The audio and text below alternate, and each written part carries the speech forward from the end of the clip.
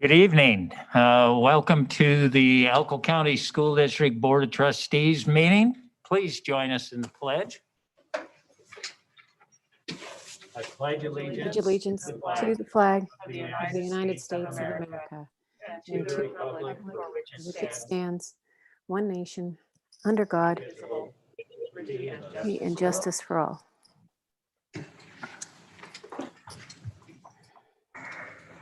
All right. Item 1.03, approval of the agenda for So moved. possible action. So moved. Second. Okay, it's been moved by Brian, seconded by Teresa to approve the agenda. Is there any discussion? I just had one question on the second item. What does it mean by "and location of approved minutes for this meeting" under Pledge of Allegiance? I've never seen that phrase before. Or maybe it's always been there and I The just. location of the minutes? Yeah, Yes. that's the location that, okay, Okay. Yep. Okay. gotcha. Thanks. Very good. Thank you. Is there any other discussion? Hearing none. All those in favor signify by saying aye. Aye. Aye. Opposed, no. Chair votes aye. And the motion passes. Item 1.04, input from public. This is a period devoted to comments by the general public, if any, and discussion of those comments. In the interest of privacy and due process, the public is requested to not raise personnel issues except in a legally noticed closed personnel session of the board.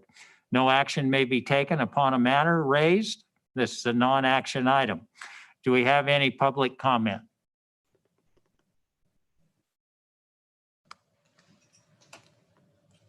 Hearing none, we'll move on. Item 1.05. We have a presentation by Emily Carter regarding the SHARP survey results from 2019. If you look on the agenda, going down, item 3.01 is possible approval of a request to allow Emily Carter to conduct the SHARP survey 2021 for possible action. If there is an objection, we could have Ms. Carter do her presentation and then the request at the end of that so she doesn't have to go off and then come back on. Is there an objection to that? Okay, very good. Mrs. Carter, Yes. welcome, and All right. we're ready for your presentation. Great. Thank you. You should have been provided a copy of the excerpts from the 2019 SHARP survey. Did you get those copies? Yes, we have it. Yes. Excellent. Okay. So my name is Emily Carter, and I am part of the leadership in the Wendover Prevention Group. And this next to me is Sage Olson, and she is our prevention specialist that we received a grant for. So we just hired her. She comes very highly recommended. She has 2 master's degrees and knows all about behavior and is learning all about prevention and how she can help our community. So in 2017 and in 2019, we conducted the SHARP survey in the West Wendover schools. It's grades 6 through 12, and it mirrors the survey that's taken on the Wendover, Utah side in the same grades. This helps provide us a community profile for our coalition, and our coalition really focuses on bringing all members of the community together in finding ways to help our kids be more successful, and specifically avoiding underage drinking, substance abuse, and any other type of delinquency that teens find themselves in. So our coalition has been in place for probably about 7 years now, and we kind of feel like we've been treading water. We were able to finally get the grant to get Sage hired, and that's really propelled us forward. But the SHARP survey is an important aspect, and I don't, if you would want to pull that up, I just want to briefly highlight a couple things. On page 2, it talks about the alcohol use, marijuana use, and prescription drug use on that page. And one of the things that we found is in our community, we have a very high alcohol use rate in our teens. And a lot of that is cultural. Many of them are provided it by their parents, or they drink it in the presence of their parents. And one of the things that we've really been working hard on over the last couple years is focusing on helping parents understand the detriments of providing alcohol to their teens, and especially helping them understand why it's so important that they wait until they're of legal age. We had a dispensary open about a year ago for marijuana, and we don't have results from that, but previously to even the dispensary opening, you can see that we have quite high use rates of marijuana. And so again, that was our focus after this 2019 survey, was realizing we really have to focus on helping parents understand that just like alcohol, even though marijuana is now legal, it's detrimental to your kids. So we want to not only help educate the kids, but help educate the parents too. We've had great success. We've seen some declines in the alcohol use rates, and we found that the general vibe of the kids' feelings in school is great. They love their teachers, they feel safe at school, and that's one of the benefits of this survey that we've. And I don't know if you have any questions for me about the survey. I came back in, I think it was last February, and presented a big long presentation, and I certainly don't want to do that again unless you have any Did specific. we lose Mrs. What's Carter? that? Mac? I can hear her. I can hear you guys. I can see him too. Yeah, me too. Give me a second. I do have a couple questions don't when they know. get you back on, Mrs. Carter. Do we have a number?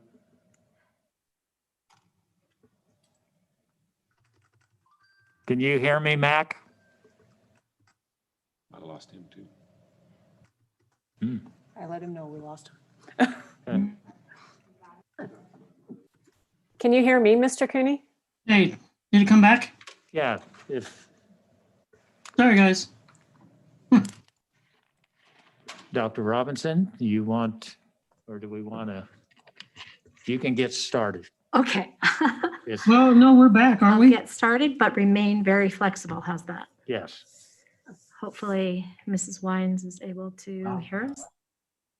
All right, well, I'll just start. As we suspected, we saw a rise in the overall number of failing grades in our secondary schools at the conclusion of the first semester. But as I said, this was something that we suspected.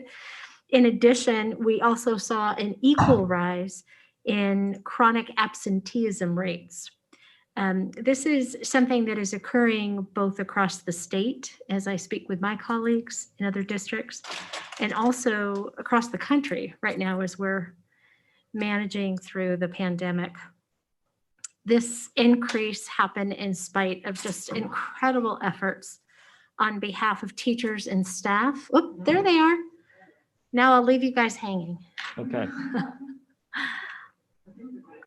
Well, they're, Sorry about that. Are you guys back on? Okay. We can see you. Can you hear us? yeah. Yeah. Okay. I had a couple questions, Mr. Cooney. Can everybody hear me? Yes. Go ahead, Okay. Candace. Okay, I'm curious, how will this data be used going forward? So this data is combined and used by the coalition, but the individual school results for the West Wendover schools is provided to the school district. So it's your data to use as you see fit for the Wendover schools. But as far as our coalition, we work to determine what our priorities need to be, where we need to spend we receive a couple grants each year. And so we focus on where do we need to spend our money? Where do we need to focus our efforts to help that decline in these substance abuse? Okay, thank you. Also, did you see, you mentioned the marijuana use. Was that a significant difference between the 2017 and the 2019 study, or were they very similar? It was similar in some grades, but a significant difference in other grades. So for instance, our 12th graders had a huge increase. And that was before the dispensary was even open. So that was in March of 2019. So we anticipate that those rates are going to go up. Okay, thank you very much.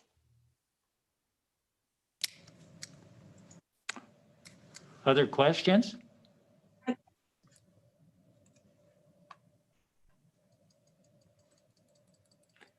I'm not sure where you were at when we got disconnected. But you have a request to do the survey again this year. Is that Yeah. correct? Yes. And it's fully funded. Okay. We have a grant that will pay for it. And I've spoken with the 3 principals that it will affect. And all 3 of them are willing, as long as we receive approval. Okay, and I don't think that we haven't had any issues as far as the data that we've received and the district being able to utilize that with the confidentiality issues and so forth. Yes, there is I'm no, getting a thumbs up from the inside the room right here. So if there aren't any other questions from the board members, then I just have one question. okay. Is the survey gonna touch just the in-school people or the virtual students as well? no, it will be online, so they'll be able to access it. But we Are don't, we gonna separate the data? well, I'm not sure virtually, because all of our kids are back in school at least part of the time. Okay.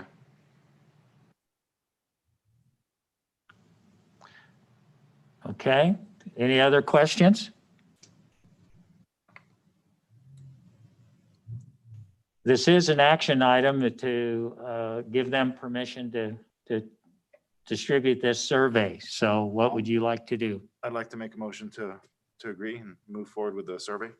Okay, Second. it's been moved by Luke, seconded by Robert, that we approve the survey to be distributed to Wendover, the Wendover schools. Is there any more discussion? Hearing none. All those in favor signify by saying aye. Aye. Aye. Those opposed, nay. Chair votes aye, and the motion is approved.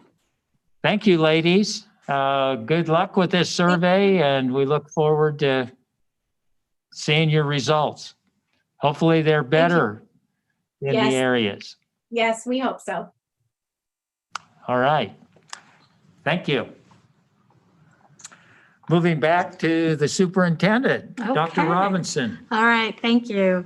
So I was just mentioning that these disappointing results, though, were just in spite of the incredible efforts of our educators, teachers, and staff, including supports from school resource officers, social workers, school counselors, administrators, and we work with our community partners, such as communities and schools, in order to connect students and to keep them and their families engaged and on track. So that work continues. We know that there's a direct correlation between student achievement and student engagement.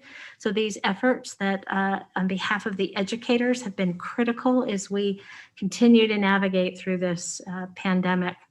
I'm going to mention that, that there are many students who do report that they prefer and feel successful in an all distance learning and even in a hybrid model, but we know that that's not the best choice for educating all children and all.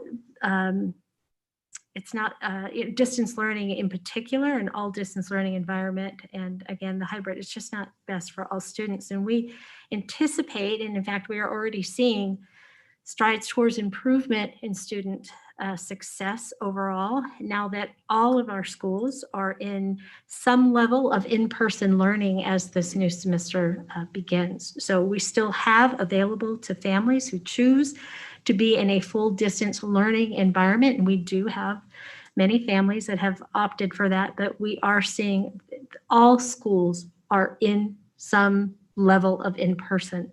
And we're seeing a positive result as a result of that. Towards the end of the first semester, which we just ended, we engaged again with our partners at the Northeastern Nevada Regional Professional Development Program, what we affectionately call RPDP. I love that name. And we are fortunate enough to have RPDP housed right here in Elko County School District. They're incredible partners, and we're developing together an initiative based on best practices in working with students in a distance learning and hybrid model environment. And I think it's important to acknowledge, and I've said this many times and I'll continue to say it, that working in a distance learning environment is challenging at best for our educators. Teaching and learning in a hybrid model is extremely difficult. And so we are feeling very fortunate to have these experts in RPDP who will be providing teachers and administrators the supports that they need to successfully engage with students and impact student learning in the hybrid model in particular. We're excited about the work we're going to be doing with them, and we're going to be unrolling these efforts in the next week or so. This is not to say, though, that there are not already supports in schools. Schools have implemented programming and direct supports for struggling students since the beginning of the school year.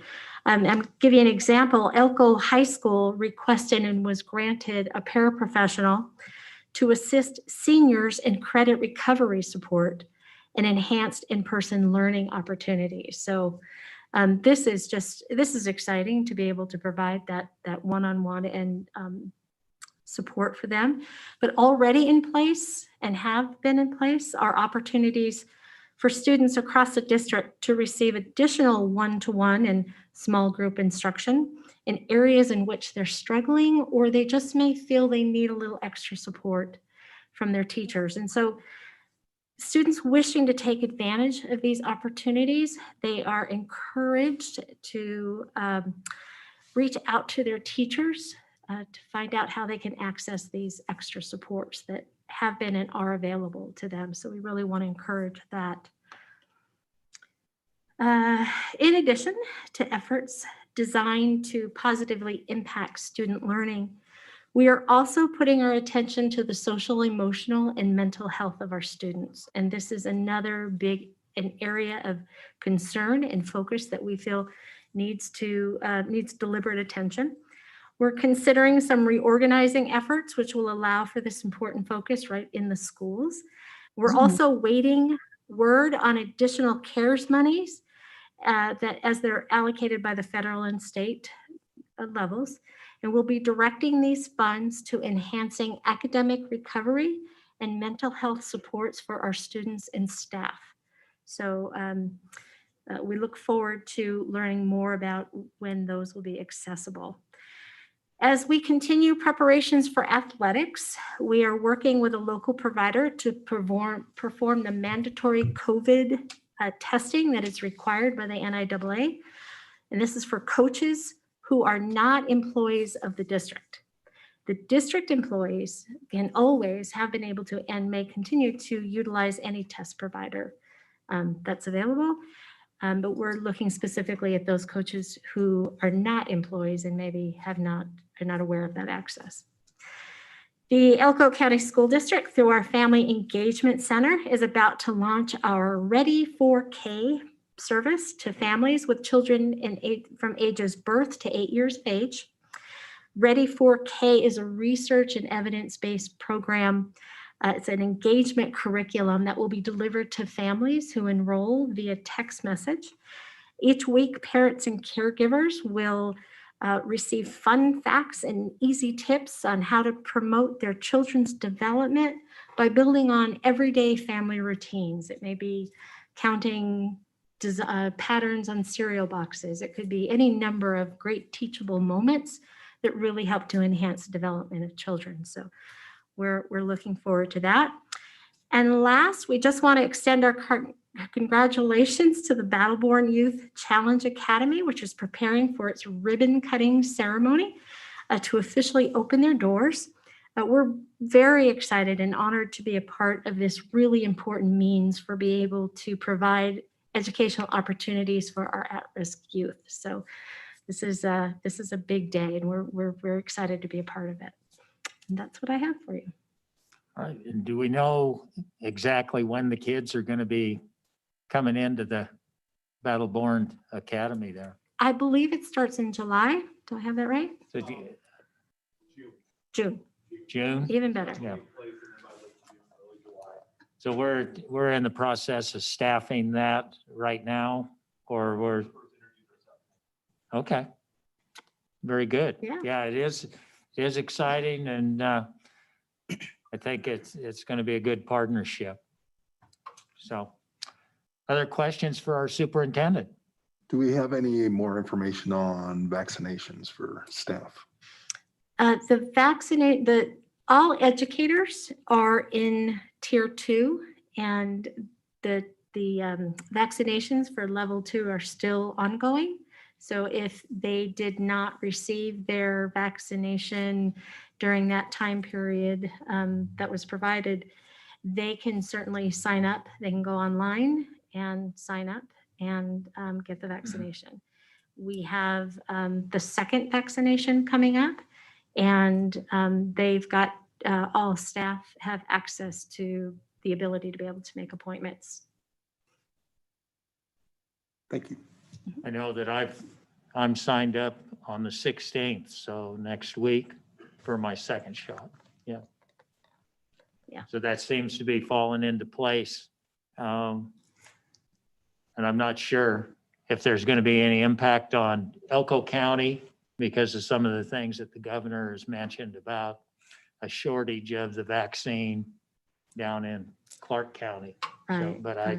I haven't heard anything. We haven't heard anything or received any word on that, and everyone who has needs to make that appointment, we know that they've been making them. We've got people going at different shifts to get their second vaccine. We haven't been told there's a stop to it as of yet, so we're hopeful. Yeah. We were able to get online and it flowed just like it did the first time. For Right, the first right. shot. So anyway, all right. Moving on to agenda item 3.02, receipt, review, and possible approval of update to policy GBC 19, benefits all employees for possible action.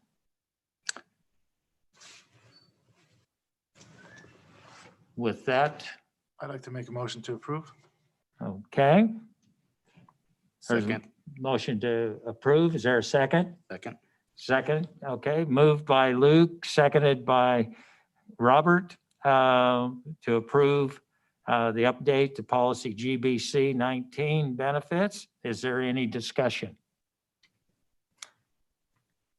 Hearing none. All those in favor of approving the update signify by saying aye. Aye. Aye. Aye. Those opposed, nay.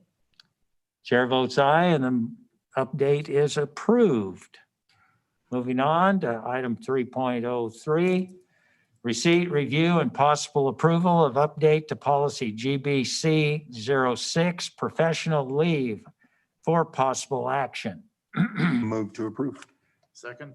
All right, moved by Brian, seconded by Luke, to approve the update to policy GBC 06, professional leave. Is there any discussion? This particular policy is just adding the ability for fellowships for our employees that may be interested. Okay. Is there any other discussion? Hearing none, all those in favor signify by saying aye. Aye. Aye. Those opposed, nay. Chair votes aye, and the motion is approved. All right. Agenda item 3.04, receipt, review, and possible acceptance of the bid for Wells Combined Schools HVAC ADA upgrade 2, submitted by US Mechanical, and conditional award to contract to that bidder for possible action. Mr. Cooney, I just had a question.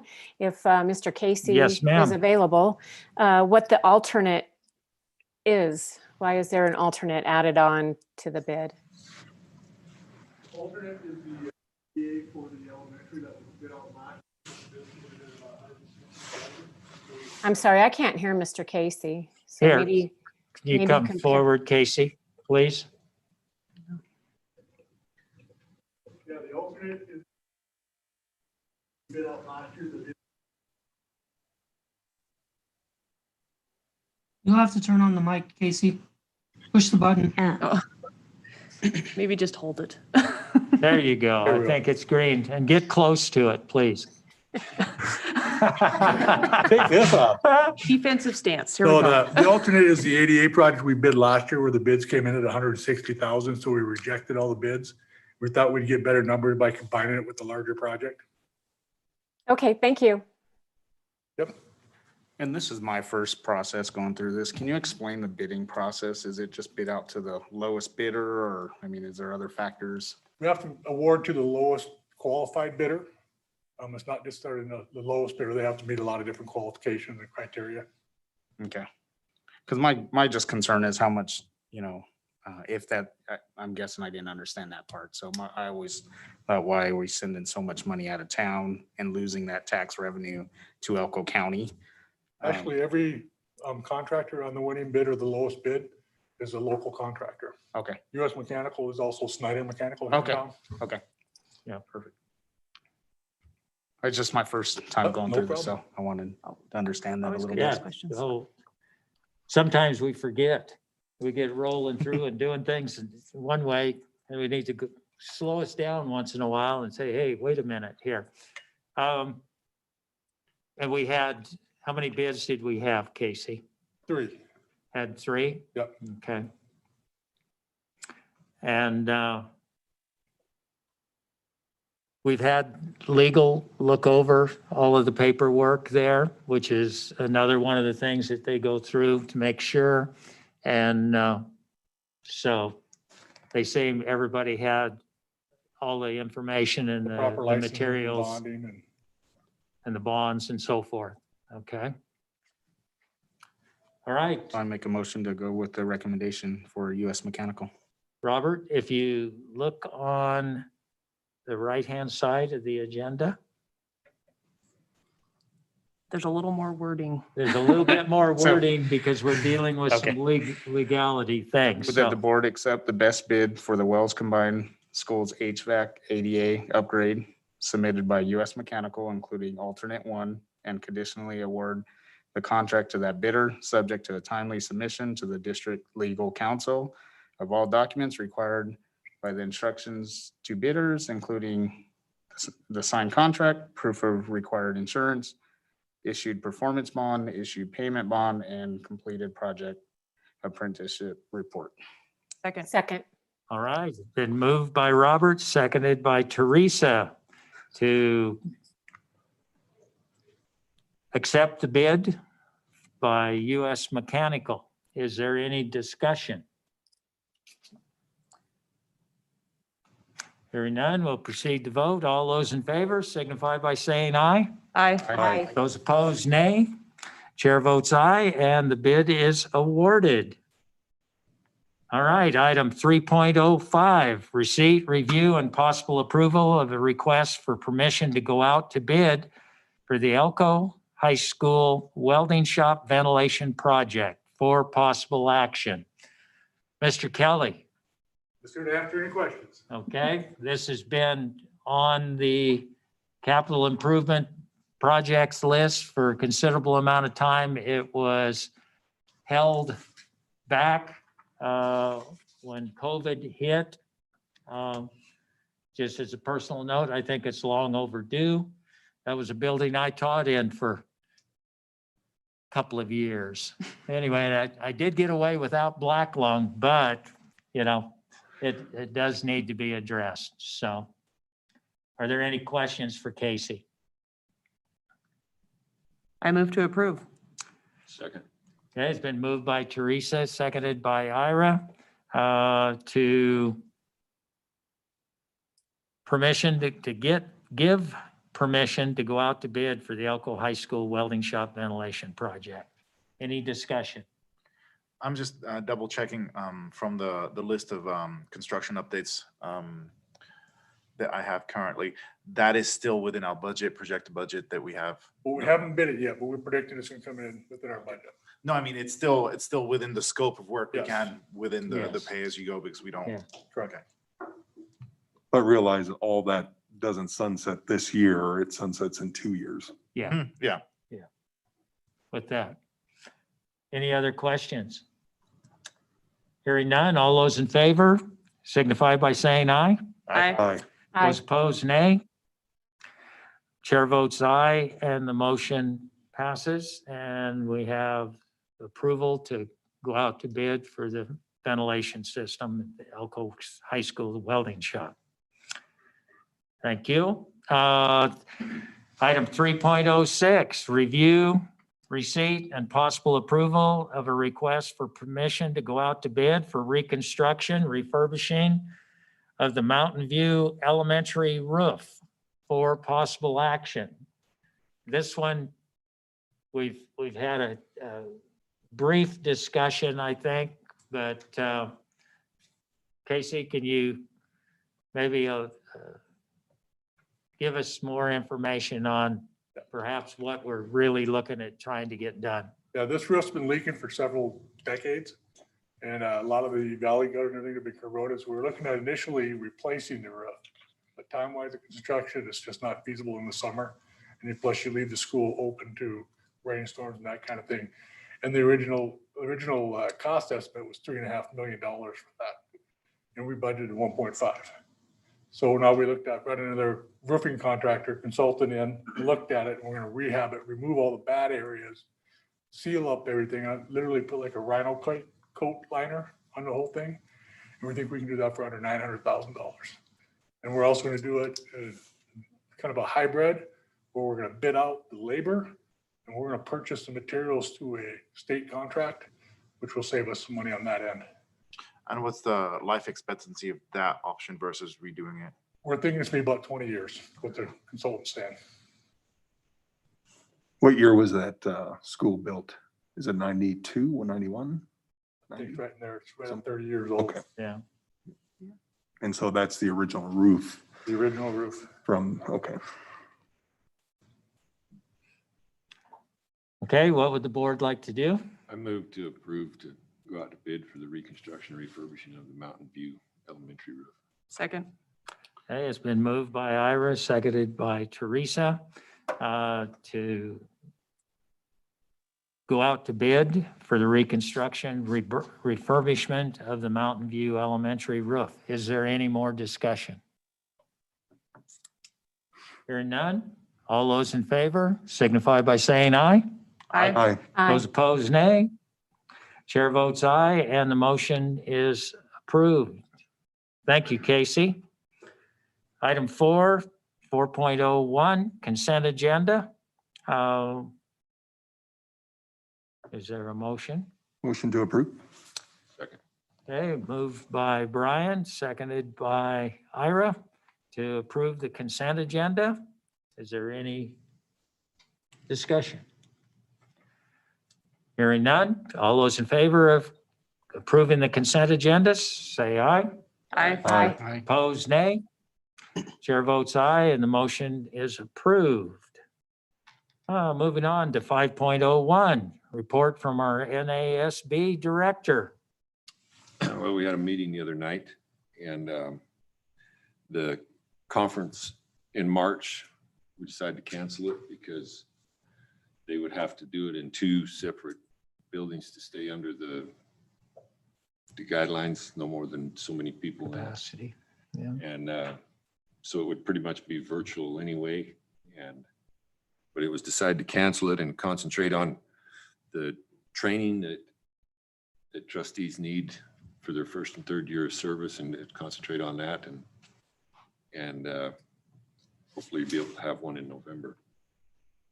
And there was a lot of discussion about it wouldn't look good for board members to go to a conference in March when we can't even kill the kids back in school, and funding is going to be an issue. So it was pretty much a unanimous decision to cancel it. So what method are they thinking about as far as the training for the 1st and 3rd year board members? It'll be virtual.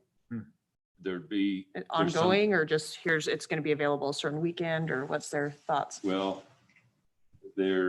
some of it during when that conference is going to be, some things that you can go, you have to be there at a certain time. Some things you can go when you can make it. And some in-person training, which Deb has already been working on, that's separate from this, but that's the. So the in-person trainings would most likely be in that November conference then? No, No, they don't want to wait that long, and okay, somebody's under the gun to try to get all 6 Right. hours. Yep. That in-person training will Yep. try to happen this Okay.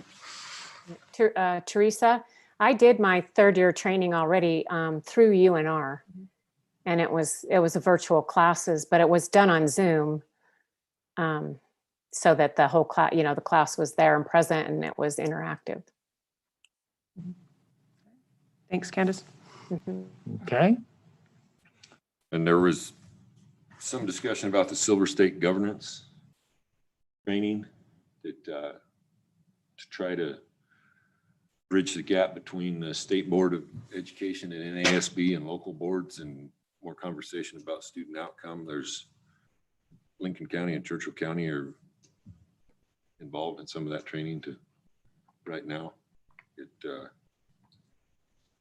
It's $2,000 for a 2-day training session with Deb. And she's got somebody else to help her do it. But they talked about how Lincoln County and Churchill County is pretty happy with what they're learning. Try to get a little closer connected to the State Board of Education and what's going on with students in the state. That's pretty much. That's it. That's it.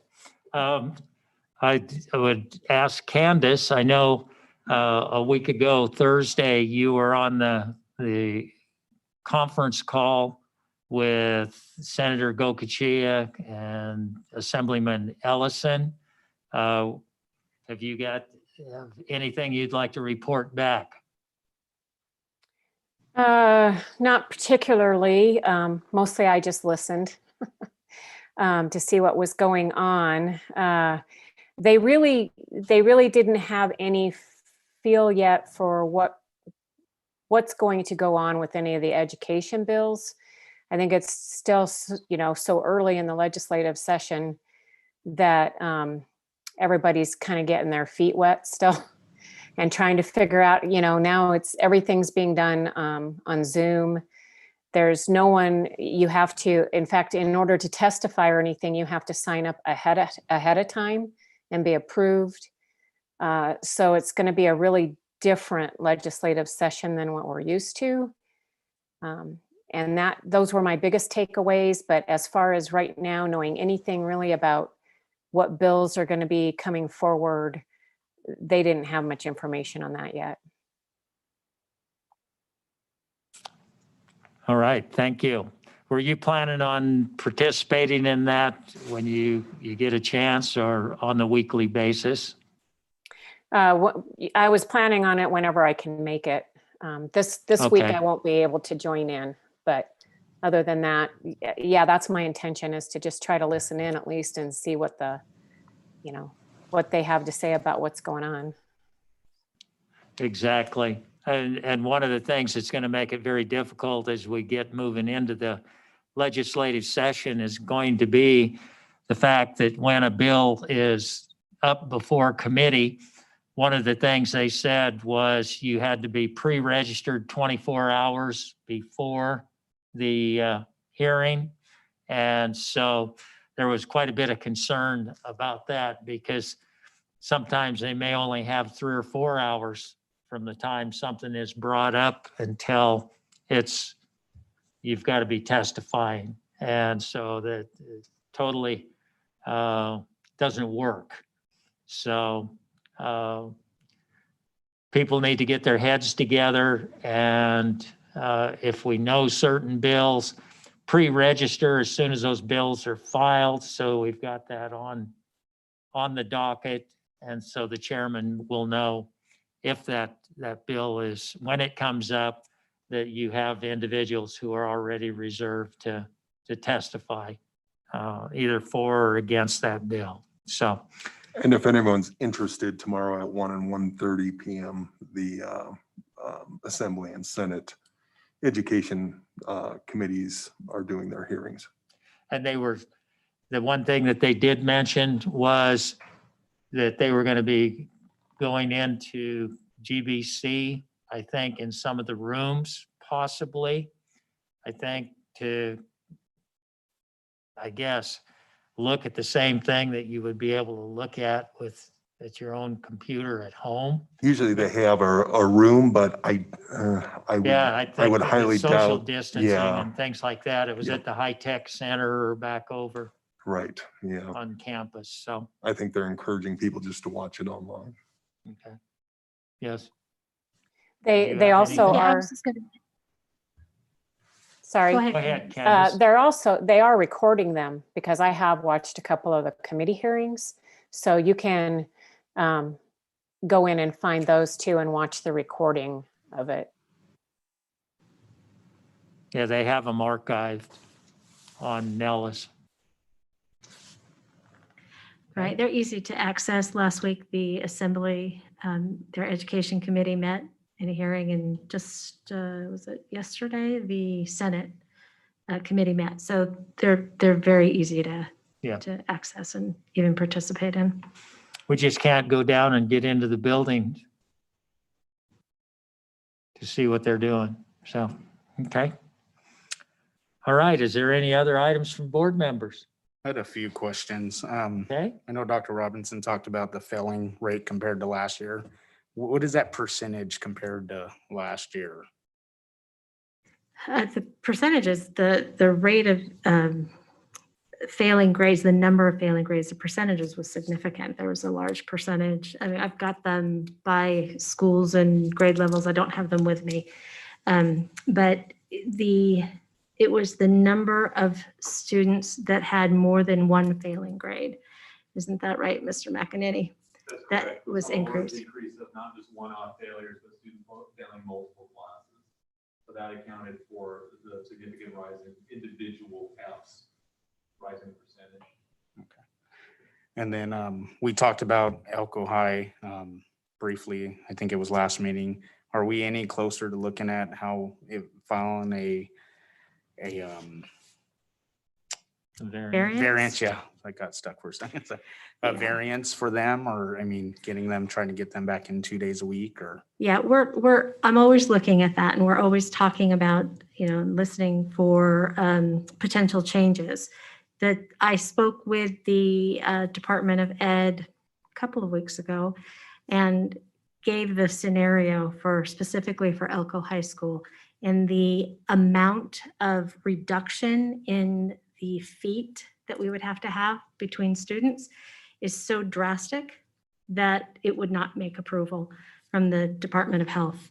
So we're still waiting. What I'm proposing is, and looking to see what sort of information might come out about the possibility that if there's a certain percentage of teachers and staff that perhaps receive the vaccination, that may be able to influence whether or not we can then go for a variance to get students in. So that's the next step that we're looking for. But at this point, they are not approving that amount of a reduction. So we're not able to do that. Okay. And then my last thing is, I'm glad that we're talking about, the mental health and, things like that. I'm not sure if you've heard, but Lander County had a suicide just recently. And Yeah. These kids are suffering bad. They are. Yeah, So they are. I'm And glad it- we're starting, focusing on that a little more. Yeah, it's tragic, and it is something that, as I said in my report, that we need to put deliberate effort into ensuring that we are finding a way to shore up these supports for students and for staff as well. It's impacting everyone. Absolutely. Yeah. I just wanted to piggyback on Robert's questions and comments.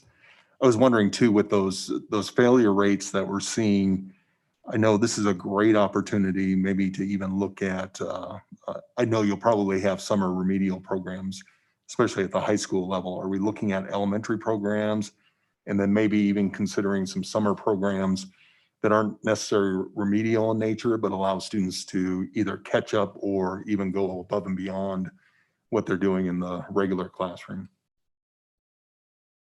So at this point, I would have to get with Mr. Waltz to discuss the possibility of elementary summer programming. It's not something we've traditionally done in the past.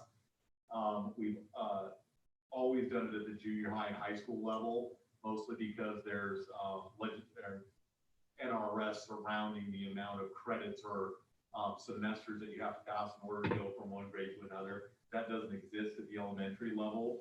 So that's one of the reasons. And also due to lack of staffing in the past, the way that we've done it, we've never had what we refer to as extension classes in the summer. They've always been credit recovery. We could potentially look at that now that our programming style has changed, in that we rarely use live teachers in credit recovery at this point. So, I mean, it's always something we could have on our radar to potentially look at. And then, Oh, I'm sorry. Go ahead. I was just going to ask, is that CARES Act money then that Dr. Robinson was talking about, is that something that we could use for those potential elementary programs then over the summer or not? I did visit with one school today that receives title type funding. And those schools have had summer programs for targeted students. And we were actually visiting about plans for their summer program. So there's kind of a template out there of programs that have happened at some elementary schools. And does that employ our Elko County School District teachers as tutors or something like that? They're the teachers of the program. Okay. Right now, we have summer programs at West Wendover Elementary, Southside, and Hawaii. And then there's additional schools, that's with our 21st Century program. And then Title I, with a lot of those schools, there's also summer programming. And then with the ESSER II funds, with the CARES fund, that is an allowable expense to provide summer remediation or.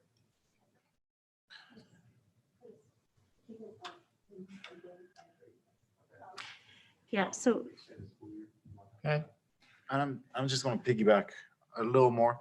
Just the teachers pretty much reinvented the wheel last fall, and so what are we expecting next fall? Because obviously, like we were saying, the students are failing, but then the teachers basically have to work with brand new material because all of a sudden they have an influx of students that should be at a certain level that they're not. So how?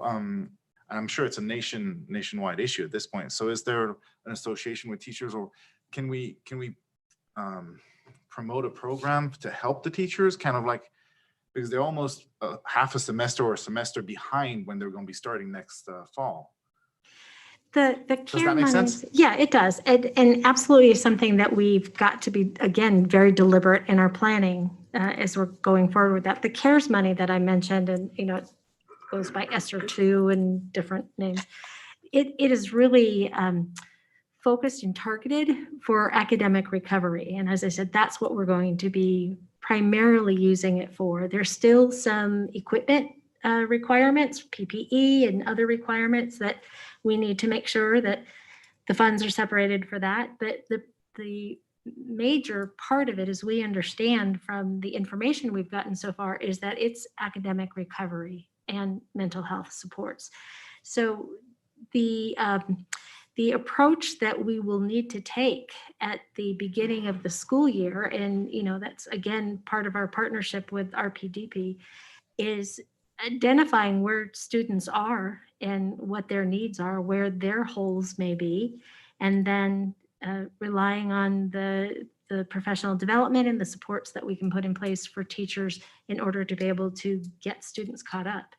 We really are optimistic that now that we have so many students in school and having more face-to-face, we're going to see already an increase in success for students. And then we'll just continue to go from there. But we've got these programs lined up, as I said, and so many opportunities for summer instruction, and that we'll continue to look at ways that we can put these remedial programs in place, and so that can be a focus as we enter into the new school year. And are we, because we're talking about failure and children, especially, I'm going to be talking about secondary and more of the seniors at this point. Realistically, sadly, what happened, I'm assuming, since everybody went online, some of these seniors got jobs. So their school is not necessarily a priority right now. Let it be either they're helping their parents with money or they're just liking the extra cash, whatever their motivation is, the school might not be a priority at this point. So how do we have a plan to try to coax them back in? Because I mean, floating students, except obviously graduation from high school, you have to hit certain criteria. But right now we're kind of floating pass or fail. How can we motivate them to go back? If we say in fall, we actually can go back full-time 100%, every student back in school. Are we sure that they're going to come back? And if not, what can we do to coax them back? Right. This is such an unusual time. And, the fact that we had, I included an enrollment report in my update. We're down by a significant number. We're down by, I think I mentioned in the update, 6% for the second quarter. And we are not unlike districts, again, in the state and districts across the country. They're seeing a significant decline in enrollment across the board. We're anticipating that should schools open up, as we are incredibly optimistic they will, that all students can be in school, that we're going to see that increase again, but we don't know by how much. And we don't know those students who have had to work during this time to help contribute to what's happening with their families. We have to see what sort of impact that's going to have, if it's going to have an impact. And then, the things that we do to get students engaged in learning from our Family Resource Center and from our incredible professionals that know how to connect and engage with students, we just continue to give them the tools to be able to get students back involved. But honestly, we don't know. And that is the question, is what is going to be the degree of engagement and actually having those enrollment numbers get back to where we know they normally are. And that is the question out there. So I think providing these remedial opportunities is certainly going to be helpful in increasing those numbers. And then really, I think the most important piece is going to be being able to have full in-person. And we That's going to be can't use significant. CARES money to hire teachers, right? Because that's the other problem. Come next year, are we starting to hire so that it's not, if students do come back, we're not going to overwhelm the teachers again? Do we, what's our protocol on that? And Right. So we've already posted positions and we've worked on staffing allocations so that we have an idea, given full enrollment, how many staff we would need. We have lost a lot of teachers over the course of this first half of the school year, many of them over concerns over COVID. And because of the decrease in enrollment, it hasn't negatively impacted what's happening in the classroom. But we, again, are anticipating a couple of things. We are anticipating that we'll be full in person, although there is no guarantee, but we anticipate with the way things are going that we'll be full in person in the fall, if not before then. And that enrollment will increase. So we took an average of the last 5 years enrollment to sort of get a starting place. And then we're going to be building from there. So as I said, we've already posted a number of positions. Mr. Smith was just working on those numbers today and looking at the needs that we have. And we've got some ideas that we may be bringing to the board in order to be able to expand our ability to be able to get teachers into some of these high need areas that we're a little bit concerned about. But again, it's making best estimates and then moving forward with those best estimates. Oh yeah, at this point, we don't know. Next week, it could be a totally different, we don't know which direction he's going to take. It could be. That's absolutely right. And in fact, sometime this week, we expect to have some updates from the CDC that relate specifically to schools. So keeping our fingers crossed, it will be something that will be helpful to us, but we don't know. Does the district, in the past, can we rehire people who've kind of quit, or how does that work on our level? Yeah, there's nothing that would stop us from So say if there people feel the system is safer or whatnot, they want to come back, that's not a problem. We can rehire They them. We could don't need certainly to go out of state to rehire people. Correct. The only time that becomes a more of a challenge is if somebody retires. And then there are still opportunities for us to even be able to bring back somebody who's retired. And that would be Part-time. potential something that we would have to bring before the board to get approval so that we can make an avenue for that. Get critical shortage, Mhm. critical needs. Now, talking about seniors, I mean, like at Elko High especially, is there an option to bring them back specifically 2 days a week? I mean, because I've heard a lot from senior parents, they're struggling bad. They have to get these credits to graduate. And I mean, is there an option to bring them back at least 2 days a week? That's certainly, I'm not going to say anything is off the table because we can certainly take a look at that. But the challenges we have at Elko High School is the age of the building and the size of the classroom. So if we have sections that are of a large number and we're not able to get enough kids back to be able to expand them to 2 days a week, then, that's the challenge that we have. And, we can, but I'll say nothing is off the table.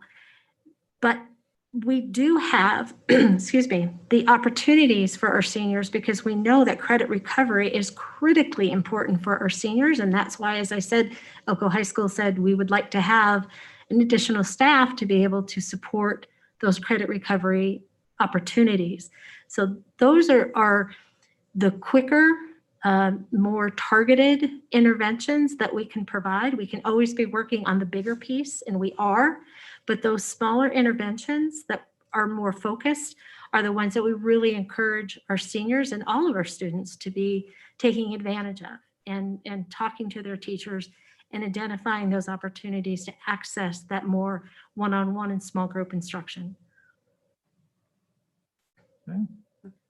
So have we looked at alternative routes to graduation? Just looking down the road, Luke made a point about some of these kids that have taken jobs, whether it's to help their families or whether that's just a decision they've made. Have we looked at different ways that we can help them graduate, even if they continue, say they're working full-time all day? Are there ways that we can provide classes? I know we've already got online. Can we continue to do that so that we have an alternate route for these kids to graduate if they want to stay in the workforce, but go ahead and get their degree as well? I don't honestly know if there are avenues for that. But again, at this point in time, because we're in such unusual circumstances, nothing is off the table as far as what we're willing to research. I just am not familiar with any avenue to be able to provide that for students. Again, if I'm understanding, the virtual 365, access. So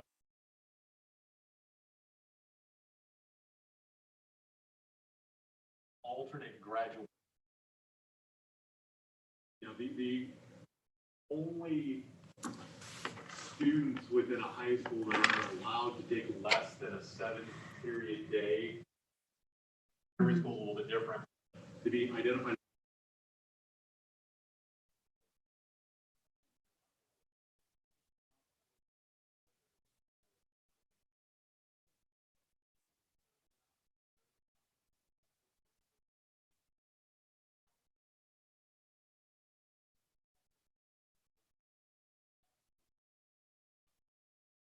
There's the adult, which is a different graduation.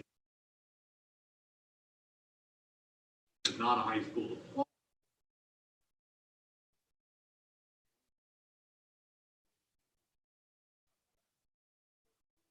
Meeting, students have chosen to go to that. So there are, freeing up other than, Okay. No, thank you. I just wondered if we've looked at that because I don't know what kind of numbers we have, but we want these kids to graduate. And, if the virtual academy is our best route, then absolutely, we've got that already in place, but. And I would assume, Chris, and I know it's probably too early, but with the legislative session, it sounds like this legislature is actually a proponent of workforce development, and maybe there might be some higher ed, secondary ed partnerships again, just like the HVAC, and hopefully increasing those partnerships. Absolutely, those are in place. But again, they're, through community college and workforce placement and work credits to the structure of the current high school setting. So in those, they're not new necessarily, they're just, an extension of existing programs. But those might also address the attendance issues for next year then as well. Yeah, okay. I had a couple other items. Okay, I say, just looking at improving student achievement and, bringing those grades up. I'm glad to know that we're going to start at least part of our fall sports season and hopefully get some other activities going back in school. And with that, I would like to recommend on a future board agenda that we look at changing our travel policy to allow parents to transport students to activities. I know right now that's not what our policy looks like, but I think if we're going to make sure we get these kids to their activities, I think we should look at changing that travel policy if possible. And then my second thing is encouraging the leagues to allow spectators to be there, which would also allow parents to haul kids to those activities. Because I know that's a decision that the leagues have made at the moment, but it's something that can also change quickly if that's, when the sports get going and the other activities. We'll make sure we get that on a future agenda. The sooner the better. Yep. Did you have something? Going back to teachers and how many openings there are, and one of our biggest agenda items coming up in the next, not the next meeting, one after that, is buyouts. Are there a lot of buyouts? I'd have to speak to the historic nature of, the number, but I think there are a significant number. I think more so than what the district is accustomed to having. But I think it's also important to remember that not only has this been an unusual year that may have helped to make that decision for some people, but we are also entering into a large bubble of very veteran teachers. And so COVID aside, I anticipate, we've been talking about anticipating over the next 5 years that there will be large numbers of people retiring just by nature of the demographics of our educators. It might be a tough year just because we won't be able to fill those positions if there's a lot of buyouts. 24 requests. 24 requests. And what we've got, something like 60 unfilled positions right now. Yeah, I mean, it's a moving target until we, determining whether to fill or not fill any given position is based on student enrollment for the most part. So I think things will get clearer as we move into the spring a little bit further. It's really early, Mhm. but Is that all category B, is that? we don't have those categories anymore. The policy that you guys just approved tonight Mhm. sort of lays it out into two groups. You know, one group has 28 years or more Mhm. in PERS, and the other group doesn't. It's Are the 24 split between those two groups? no, it's not a split. There's a few in the other pile, 3 or 4, I think. I Most of don't them look are, at it that close at this most of point. them have the 28 years. And we've got, 57 positions posted right now based on anticipated enrollment. Like Michelle said, that's based on some average enrollments over the course of the past 5 years. But I have 65 others listed as pending. So there's We could a take a lot pretty of big hit. unknowns. What's that? We could take a pretty big hit, not have teachers, just I mean, potential. I mean, there's a possibility. anything's possible, yeah. With an aging workforce, yeah. Even though they're How hard it is to young. hire. Yeah, Well, that's even beyond buyouts too, is that yeah. we have the bubble, as you said, not just Yeah, for the that's buyouts, what but I was are at referring 30 to. years, yeah. Yeah, with the bubble. Right. And that'd probably be good data to have on hand for the buyout session, which should actually be the next meeting, right? I think I it is the thought next so, but meeting. again, I'm Okay.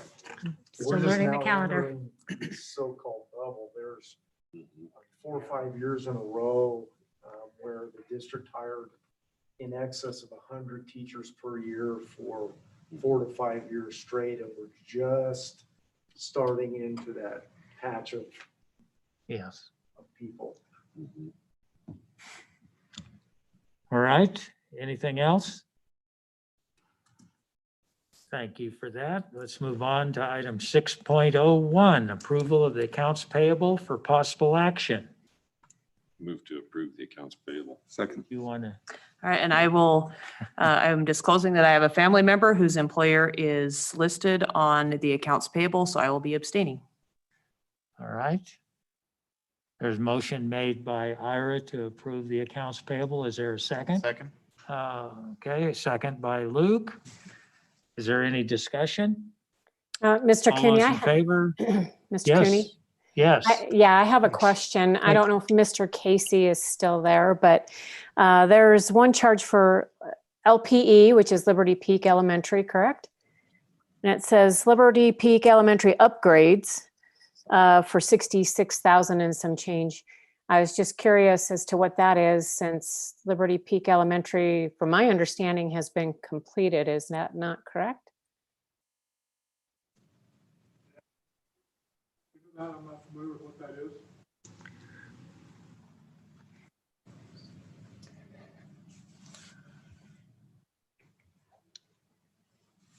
Repeat this. What that charge is.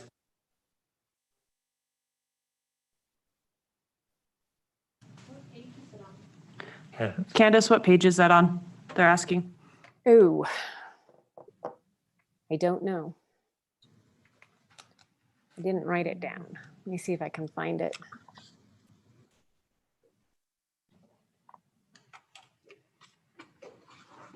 About the third page, right close to the top. Who to did the it go page. to? Okay, you got it, Ira? Yep. MGM Construction Incorporated. Well, that's the work we had MGM. Construction company went default. Okay, what Casey is saying, that we had MGM, who's currently working on the science building and the performing arts building. They finished up what Ascent had not finished, that we were still holding back on. Yes. Okay, so the final payment for Liberty Peak and Ascent was picked up and the work was done. Yes, Ascent went bankrupt, so they defaulted on the last part of the project, the punch list. So we had MGM come in and complete the project with retainage money. Okay. Did you hear that, Candace? I did. Thank you very much. Okay. Okay. Thank you, Casey. All right. Any other questions? All those in favor of approving the accounts payable, please say aye. Aye. Aye. Those opposed, nay. Chair votes aye, and the accounts are paid. Brings us to 7.01, comments from the public, if any. It's a non-action item. Is there any public comment? Not seeing any. All right. Is there a motion to adjourn? So moved. Okay, we are adjourned.